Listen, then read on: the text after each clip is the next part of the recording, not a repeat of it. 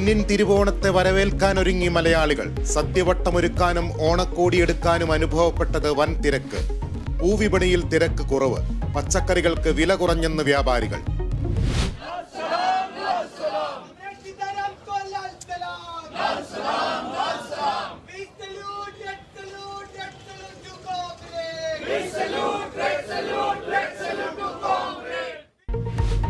സീതാറാം യെച്ചൂരിക്ക് വിട നൽകി രാജ്യം. മൃതദേഹം വൈദ്യപഠനത്തിനായി ഡൽഹി എയിംസിന് കൈമാറി.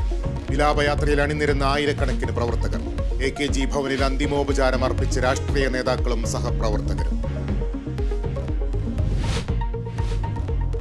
ഈറ്റ മത്സരത്തിനിടെ ഇഡലി തൊണ്ടയിൽ കുടുങ്ങി മരണം. മരിച്ചത് പാലക്കാട് കഞ്ചിക്കോട് സ്വദേശി സുരേഷ്. മത്സരം സംഘടിപ്പിച്ചത് ഓണാഘോഷത്തിന്റെ ഭാഗമായി. കോഴിക്കോട് ചികിത്സാ പിഴവിനെ തുടർന്ന് ഗർഭസ്ഥ ശിശുവും അമ്മയും മരിച്ചതിൽ ആശുപത്രിക്കെതിരെ കുടുംബം. അശ്വതിക്ക് പ്രസവവേദന വരാനുള്ള മരുന്ന് അമിതമായി നൽകി. ഗുരുതരാവസ്ഥ ആശുപത്രി അധികൃതർ മറച്ചുവെച്ചു. ഉള്ളിയേരി മലബാർ മെഡിക്കൽ കോളേജ് ആശുപത്രിക്കെതിരെ നിയമ നടപടിയുമായി മുന്നോട്ടു പോകുമെന്നും കുടുംബം.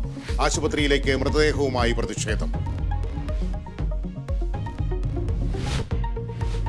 താനൂർ കസ്റ്റഡി മരണക്കേസിൽ CBIക്ക് വീണ്ടും പരാതി നൽകി താമിർ ജിഫ്രിയുടെ കുടുംബം. കേസിലെ ഗൂഢാലോചന അന്വേഷിക്കണമെന്ന ആവശ്യം. ഉന്നത ഉദ്യോഗസ്ഥരുടെ പങ്കും അന്വേഷിക്കണം. അനുകൂല നിലപാടില്ലെങ്കിൽ ഹൈക്കോടതിയെ സമീപിക്കുമെന്നും കുടുംബം.